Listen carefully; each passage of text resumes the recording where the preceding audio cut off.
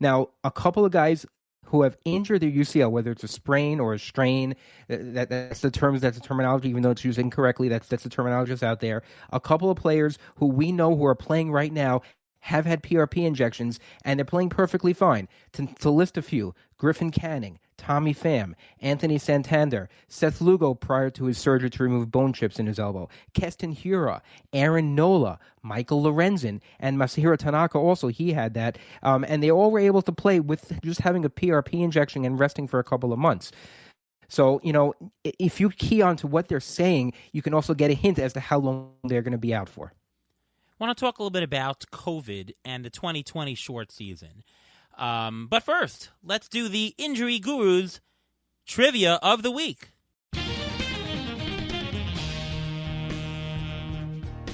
Well, we're going to be talking about how COVID affected the season last year, and one of the things that everyone's talking about is how many 200-inning pitchers there will be this coming year. So my trivia question for this week is, last year, only 3 pitchers threw 80 or more innings. Who were they? I know the answer to this already. The answer is Lance Lynn, Herman Marquez, yes, a Colorado pitcher, and Kyle Hendrick. Now, all these 3 pitchers have something in common. They have already had a season in which they have thrown 195 innings or more. So all these guys have the possibility of being able to get to that 200-inning level, which is what we're going to talk about right now, because in 2019, 321 pitchers went on the IL over the course of the season who's thrown at least 10 innings. That's 49.7% of all pitchers. In 2019, only 15 pitchers threw 200 innings, 39 threw 175 innings, and 68 threw more than 150 innings. And the same idea in 2018, only 12 pitchers threw 200 innings. So we're coming off of this half a season, which is crazy to think that so many people are going to be throwing so many innings, because there are teams who are going to limit them, and we'll see. But I think there's going to be a very limited amount of pitchers who will be able to take the stress of be allowed to throw more than 200 innings. According to ATC projections, there are 0 pitchers who are projected for more than 200 innings. Trevor Bauer leads the pack with 197, Garrett Cole 196, Shane Bieber 195. Of course, these are projections. That doesn't mean that a couple of them will pop over, but again, we're on the very conservative side here. So the question to you, Stephania, is how are our pitchers going to ramp up to their pre-2020 levels in terms of innings pitched, in terms of their ability to pitch? And do you envision many pitchers exceeding the magic 200-inning threshold?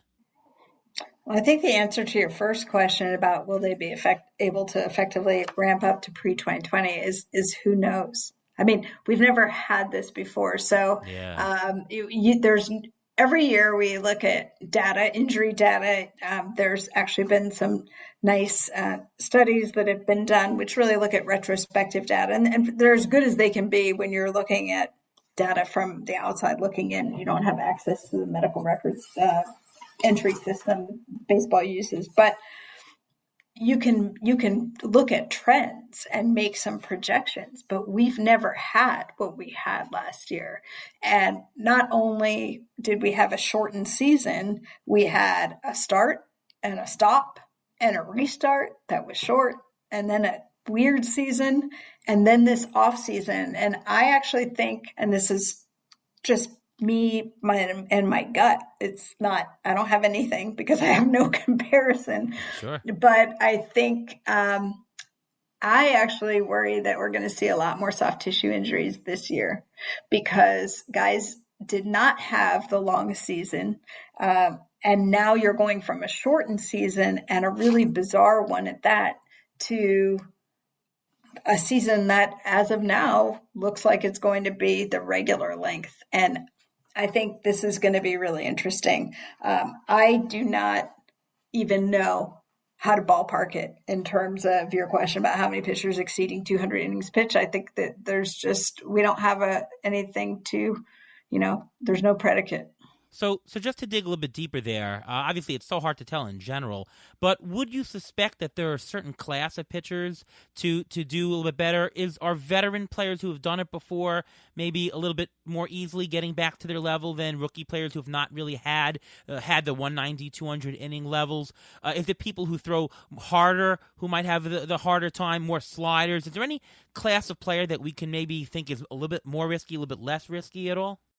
I don't think by that classification I would say so. I think number one, as always, you have to look at their prior history and guys who maybe I might have been concerned about coming into last year. Maybe didn't pitch enough to actually stress themselves to the point where they would break. On the other hand, some of the veteran element, I think for the veterans what we've seen is that there are some veterans who are starting to throw earlier in the off season, and there's starting to be some science that really might support this. It's all brand new. It's not really out yet. Some of the unpublished data I've heard, so I can't really reference it, but certainly if you look in the training, sports performance literature, if you will, there seems to be now trends across every sport that injuries are perhaps less frequent in teams that take shorter breaks. Athletes who take shorter breaks during their downtime, during their off season. Now, it doesn't mean they're performing at competitive levels. Obviously, that would be overuse and breakdown. But the notion of the season ends and I'm just going to hang out and go on vacation and live on the beach for like 3 months, and then I'm going to pick up a baseball when I come back and start ramping up and stretch out my arm in a couple of weeks to play for months. Maybe that may be old school, and that may not be the best way. That the tissue seems to respond to off-season training at some level. So get me the guys who are throwing in the off season, not as hard and clearly not as frequently as they are during the season, but they're taking a shorter break and they're building themselves back up before they ever report to spring training. Great insight. What about a couple of players that I want to talk about that were affected by COVID? And we know Freddie Freeman had COVID, and that sure as heck didn't stop him from winning an MVP award. But a guy like Eduardo Rodriguez missed the season, not to arm injuries, but just to general COVID injuries with his heart. Austin Meadows had a down year off of it. And how about some players who just opted out? We're talking about Marcus Stroman, who just didn't play at all. Lorenzo Cain on the hitting side didn't play at all. Are these guys going to get back to their prior levels right away? Is there going to be a difference between hitters and pitchers who have opted out? What are your thoughts on that? I go back to my say, I know nobody wants to hear that, right? Who knows? But if I'm being truthful, I think that's what we have to say because we've never seen anything like this. Now, Eduardo Rodriguez dealt with the myocarditis, the inflammation of the heart muscle, which was identified as a potential result of COVID. And we saw several athletes in various sports who dealt with this. But it can also, we've seen it in athletes before who've had the flu. So it's not like this appeared out of nowhere. We have seen athletes who have had it, been monitored. Obviously, the team did the right thing. He was shut down. He rested for a number of months. And the idea is to let the inflammation subside. And he made a full recovery. And he looks good. Everything that they're saying right now, he's on track to start the season. And he should be able to proceed and resume his normal pitches. So he might be one of the ones I feel more comfortable about, especially given the fact that he's been monitored so closely for this since. And we've seen other athletes come back from this before and be able to pitch, or not necessarily pitch, but in any sport, be able to return to their pre-myocarditis level of activity. And I think for guys who opted out, you could really make the argument on either side of the equation. You could say, well, their bodies have had this chance to really get some rest and recovery in.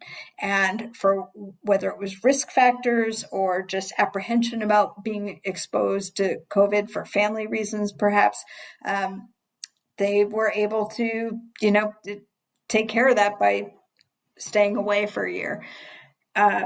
it goes back to what have they done in the interim? Were they maintaining conditioning? Were they able to do a program that they would typically do leading up to their time to report back? But then if you flip it around, you could say, well, being away from the game, you're not as sharp. You're not practicing those skills from a neuromuscular perspective. You have to get back into training and conditioning. You're a little bit behind. Who knows? Who knows? Right. Ruvain, any thoughts to this? Yeah, I think there are two things I wanted to mention. First of all, I think it matters also on the age. A couple of players who opted out who are a little on the quote-unquote older side, you're talking about David Price and Lorenzo Cain, you don't know what you're going to get as much out of them because David Price, okay, so there's less wear and tear on his arm, but he's also had issues with his wrist before, and he's had issues where he breaks down, has these minor injuries when he's playing those video games and everything like that. And then you have Lorenzo Cain, who actually, because he didn't play, he played 5 games, but he skipped his age 34 season. And a lot of people in fantasy were drafting him for his speed. Now he's getting up there. He has an extra year on him now. And the fact that he's getting older, usually people who get older tend to lose their speed. And if he's being drafted in the same areas where he was drafted last year, I think that's a mistake. Now there are I just want to mention the other players who did opt out and who we didn't mention. I mentioned David Price. Mike Leake opted out. Joe and Tyson Ross both opted out, the brothers. Colin McHugh opted out. Michael Kobeck and Jordan Hicks, as we mentioned, and Shelby Miller. Interesting. A couple of other injury-related questions, and more about what do we do with information as a fantasy player? You hear a lot of noise. Sometimes it's noise, sometimes it's a signal, and question is how to separate the noise from the signal. In spring training, you hear a lot of things. You hear best shape of your life. Sometimes you hear real injury news early, like for example, Franmil Reyes, we just heard last week, tweaked his ankle. But the question is, will an injury reported sometime in spring training really impact what we thought about him for the regular season in the year? So the question is, at what point in spring training should you be concerned with player news? And do you have any guides for what injuries to throw out as complete noise in spring training and what to really hone in as important to listen to? Yeah, again, I don't really throw them out by diagnosis. It really depends on the individual. Your best friends are the beat writers who are covering them in spring training, because a hamstring strain, which is something you'll see a lot in baseball and you see it a lot in spring training, hamstring injuries are the most prevalent in the March and April. I think it's April is the most. There was a study that looked at when Chris Ahmad did it, the team physician for the Yankees. It was looking at hamstring strains, and I think the month where they were the most prevalent, it was either April or May. And in spring training, guys are again coming in who haven't run bases. They haven't done things like this in a while, and come in various levels of conditioning. Some come in ready to playing shape at spring training, and some come in relying on spring training to get them ready. So that's why it goes down to every single player. And a hamstring strain can be a mild thing. It can be a very mild strain, and the team will back a guy off because they want to make sure that it doesn't become something problematic across the season, which I have no problem with. But other times they have something that's a little more significant, and they're trying to make it back for opening day or thereabouts. And then it's an off and on thing that happens throughout the course of the season, because hamstring strains are the number one injury when it comes to recurrence. So that's one that should always be of concern. But again, you have to look at how they're handling it. You mentioned Reyes with an ankle injury. Again, if you look at the player and you look at what they're doing, like how concerned are you about him with an ankle? Well, if it's mild, not a big deal, I'm not sure that really worries me, especially this early. Not plenty of time. But a guy who has more significant ankle sprain, grade 2, not that they're saying that, but something more moderate, or he might be on crutches, or that's definitely a concern for recurrence during the season. So the details of the injury matter the most to me. Right. Want to do a couple of quick hits. We've a lot of people responded to our mailbag today, and I just want to touch on a couple of players. One of the big ones is Denelson Lamet. Here's a player who really had a phenomenal season last year, and if you think that he's healthy, he is a wonderful bargain in any fantasy baseball draft this year. What is the Lamet update, Stephania? Is Lamet's arm going to fall off tomorrow, or could we trust on him for a good 150 innings this year? Well, yeah, those are kind of two extremes, right? Yeah, there's a range. And I think that the way he throws, his history, the way that he ended the season, it all makes you nervous. So I think he is